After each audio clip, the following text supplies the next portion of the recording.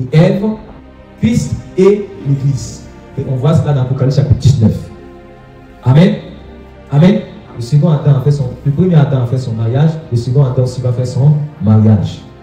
Le premier Adam est physique, le second Adam est spirituel. Amen. Ok. Vous prenez Timothée chapitre 3. Si quelqu'un aspire, cette parole est certaine d'abord, cette parole est certaine. Si quelqu'un aspire à la charge d'évêque, il désigne une œuvre excellente. Il désire une œuvre excellente. Il faut donc que l'évêque soit irréprochable. Il faut donc que l'évêque soit irréprochable. Donc, on dit qu'il faut que l'évêque soit irréprochable. Maintenant, on va citer des choses qui, dans lesquelles on doit le trouver irréprochable. Amen. Les choses dans lesquelles on doit le trouver irréprochable. C'est par rapport à cette manière de faire qu'on va voir s'il est irréprochable ou pas. Amen. Oui. Mari d'une seule femme. Voilà. Qu'il soit mari d'une seule femme. Qu'il soit mari d'une seule femme. Amen. Amen. Donc, on voit que ici, c'est en accord, c'est inspiré par le Saint-Esprit que l'apôtre Paul a écrit. Il dit à Timothée, donnez cela également aux évêques et puis aux églises. Amen. Est-ce qu'on est d'accord? Il est inspiré par le Saint-Esprit, non? Donc, ça veut dire que ceux qui reçoivent cela, ils comprennent une volonté de Dieu. Parce que si ce n'est pas une volonté de Dieu, ça sera une discrimination. Ça veut dire qu'il y a des gens qui sont... Je prends un exemple. Moi, je suis polygame. Amen. Je veux être évêque. Je suis polygame. J'ai 2 femmes. J'ai 3 femmes. Je veux être évêque. Et l'apôtre il vient de la part de Dieu, qui ne fait acception de personne et qui ne fait pas de favoritisme. Alors que moi, on nous a dit d'aspirer à cette charge. C'est une charge excellente, d'aspirer à ça, d'aspirer aux dons et d'aspirer aussi aux charges. Mais l'apôtre vient et l'apôtre m'interdit parce que j'ai 2 femmes. Ça, c'est la discrimination. Est-ce que vous me comprenez? Est-ce que vous me comprenez? C'est pas si vous me comprenez d'abord. Ça veut dire, si ce n'est pas la volonté, Dieu est en train d'exprimer sa volonté. Il est en train d'imposer le modèle ici. Amen. Il impose le modèle. Donc, c'est parce qu'il impose le modèle ici qu'il dit que celui qui aspire également à la charge d'évêque doit être irréprochable. Il commence d'abord qu'il soit mari d'une seule femme. Donc, ça veut dire que si je ne suis pas marié d'une seule femme, ici, disqualifié. Donc, ça veut dire que Dieu a un problème avec le mariage où ce n'est pas un homme et puis sa femme. Ça veut dire que Dieu a un problème. Donc, par ce passage, il demande sa volonté dans le mariage. Et c'est pas si vous me comprenez. Il montre quelle est ma volonté. Ma volonté, c'est que le mariage soit fait entre l'homme et sa femme. La monogamie, c'est ça. Donc, il impose la monogamie dans l'Église.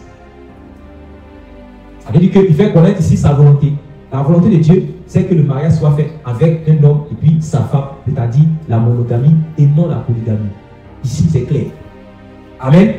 C'est clair. Parce que lui, et Dieu montre que la polygamie n'est pas bonne parce que celui qui est évêque, il sera devant, les gens vont le suivre. Est-ce que vous comprenez?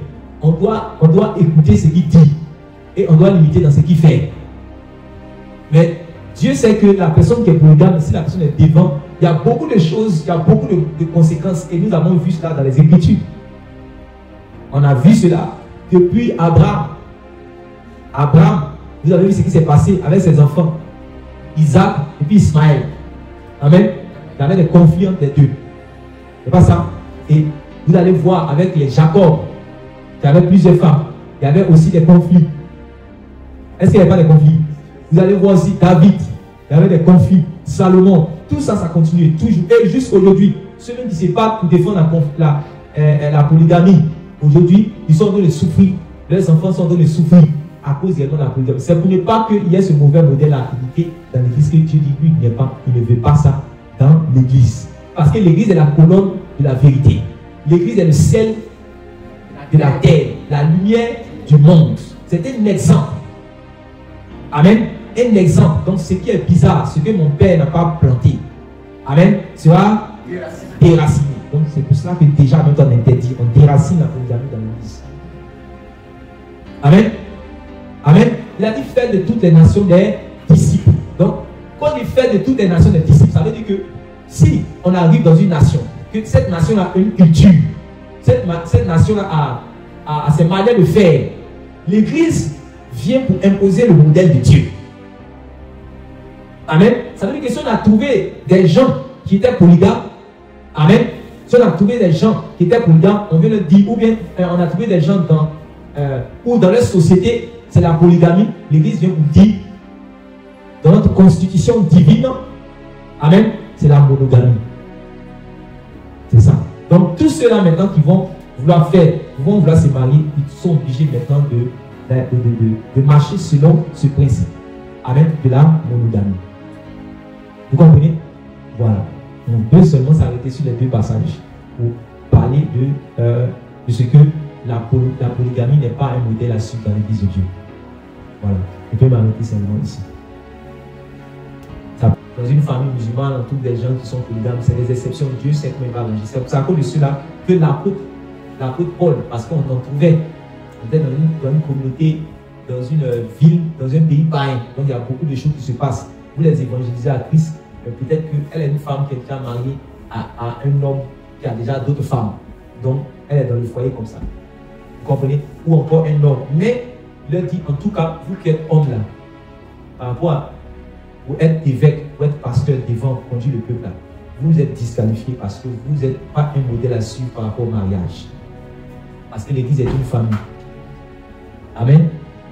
Amen. Ouais. Que le Seigneur vous bénisse. Ça peut aller. Quelqu'un à qui on a fait du mal. On dit, si